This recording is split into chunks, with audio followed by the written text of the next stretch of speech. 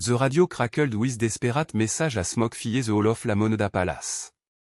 Outside, tank rolled through Santiago's streets while fighter jets screamed overhead. Inside the presidential office, Salvador Allende placed his rifle to his temple. The elected president of Chile had refused to surrender to the military coup unfolding around him. As the palace burned, Allende's final broadcast echoed across the nation, "He will not resign. He will pay for loyalty to the people with my life." Moment latte, a single gunshot ended Chile's democratic experiment, or did it?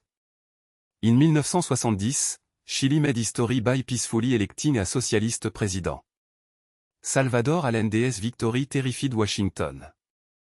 Here was a Marxist leader taking power through the ballot box, proving that Latin American nation could choose their own path without American approval.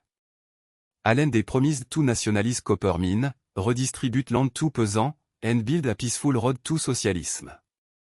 These reforms threatened US corporate interest that had dominated Chile for decades.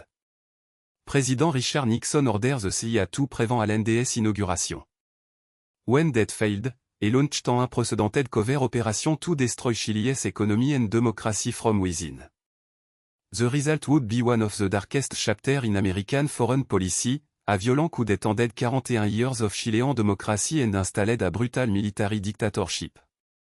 Make the economy scream, President Nixon told his advisors in 1970. This wasn't just tough talk, it was a direct order to destroy Chile's economy through any means necessary. The intelligence agency immediately began channeling millions of dollars to opposition group, funding strike and sabotage operation. Truck driver, many funded by Washington, paralyzed the country with massive strike that left food rotting in warehouse and factory empty. The ITT Corporation, which controlled Chile's telephone system, worked directly with American intelligence to cut communication and fund anti-Allende propaganda. Meanwhile, the US government pressured international banks to cut off loans to Chile, creating artificial shortage of basic goods. The economic warfare worked brilliantly. By 1973, Chile faced 600% inflation, anti-store shelf, and widespread public danger. But the most sinister aspect was the human cost. Children went hungry while Washington celebrated each new crisis as a victory against communism. The operation had a code name, Fubelt. ET's goal was clear, make Chile ungovernable until the military stepped in. As Chile descended into chaos, the military prepared ET's move. General Augusto Pinochet, head of the army, had been considered a loyal constitutionalist until he wasn't. Behind the scene, he conspired with other military leaders who had been trained at the US School of the Americas, where they learned counterinsurgency tactique and psychological warfare.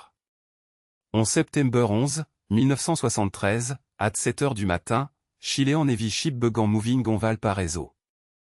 By 8h30 du matin, the military had seized control of most of the country. Allende refused to surrender, hauling up in la Moneda Palace with a small group of loyal supporters. The Air Force bombed the palace while tanks shelled it from the streets. Inside, Allende broadcast his final message, "They have the power, but they don't have the truth." At 2h30 de l'après-midi, the military stormed the palace. The official story claimed Allende committed suicide with his AK-47 rifle, gifted to him by Fidel Castro.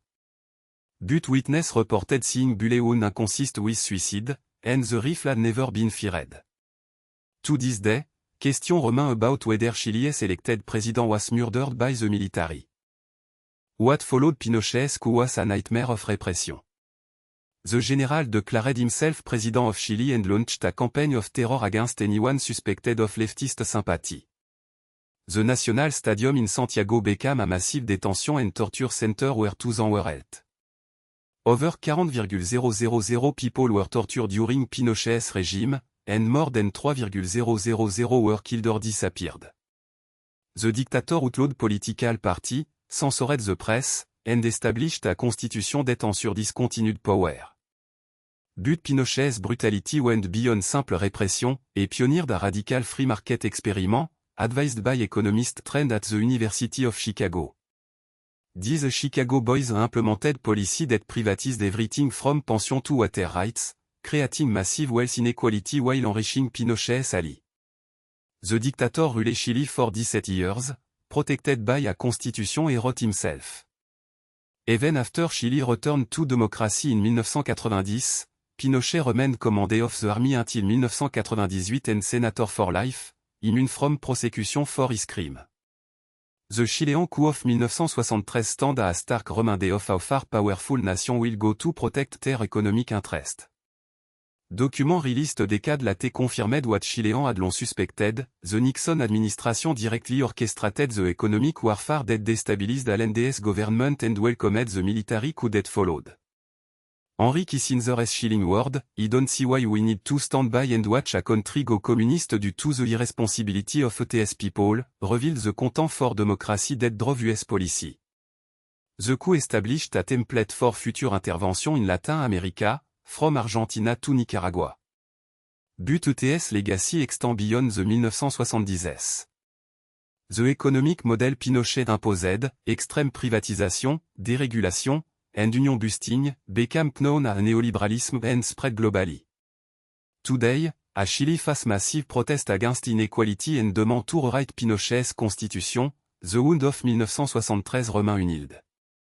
The question persiste, when powerful nation décide democracy threatens their interest, can it ever truly be safe?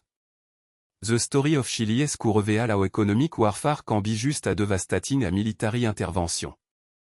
Subscribe to uncover more hidden history of how power really operate in our world.